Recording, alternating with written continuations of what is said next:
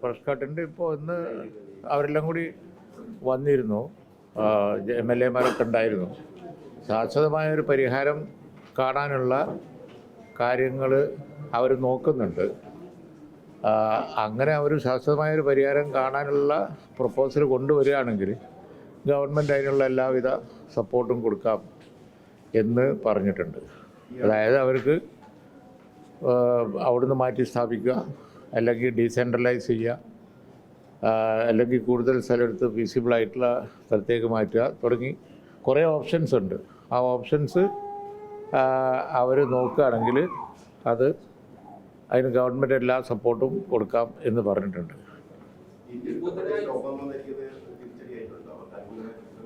അങ്ങനെ അല്ലല്ലോ, ഇതൊക്കെ ഓരോ ജനങ്ങളുടെ പ്രശ്നമല്ലേ. ജനങ്ങളുടെ പ്രശ്നം ആവുമ്പോൾ ഗവൺമെൻറ് ആക്ഷൻ എടുക്കും.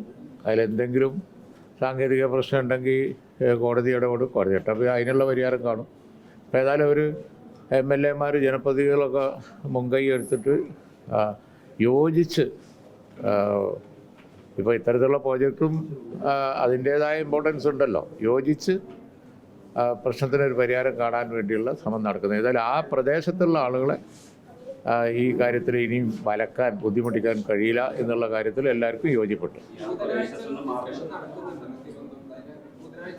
അല്ല, ഇന്നിപ്പോൾ എൻ്റെ അടുക്ക അവർ ജനപ്രതിനിധികളും അവരെല്ലാം കൂടി വന്നിരുന്നു. അവരോട് ഇന്നുണ്ടായ കൂടിയാലോചനയുടെ കാര്യമാണ് ഞാൻ പറഞ്ഞത്. അതിന് സർക്കാർ എല്ലാവിധ സപ്പോർട്ടും കൊടുക്കാം, ആ പ്രശ്നം പരിഹരിക്കാൻ എന്ന് പറഞ്ഞിട്ടുണ്ട്. അത് അവരാലോചിക്കാമെന്നും പറഞ്ഞിട്ടൊരു പരിഹരിച്ചു പോകാനുള്ള ശ്രമം, ആരോഗ്യകരമായൊരു ശ്രമം നടക്കും എന്നുള്ളത് തീർച്ചയാണ്.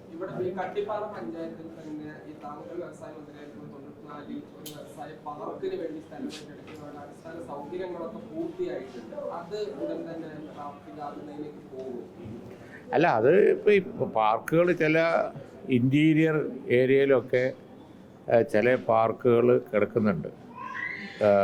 പല സ്ഥലങ്ങളിലുണ്ട്. കോഴിക്കോട് ജില്ലയിൽ തന്നെ ഒന്നിലധികം. ഇപ്പോൾ അതിനൊക്കെ ഇമ്പോർട്ടൻസ് വന്നിട്ടുണ്ട്. ഇപ്പോൾ വ്യവസായ പാർക്കുകൾ എവിടെ ഉണ്ടെങ്കിലും ഇപ്പോൾ ഇമ്പോർട്ടൻസ് ഉണ്ട്. കാരണം നാഷണൽ ഹൈവേ വന്നു, അതുപോലെ തന്നെ കുറേയും കൂടി പുതിയ തരം പ്രോജക്റ്റുകൾ, AI വന്നു, ടെക്നോളജി മാറി. അങ്ങനെ വരുമ്പോൾ വ്യവസായ പാർക്കുകളൊന്നും ഇനി ഒഴിഞ്ഞു കിടക്കാൻ സാധ്യതയില്ല. അപ്പോൾ സ്ഥലത്തിന് കൂടുതൽ ആവശ്യമുണ്ട്.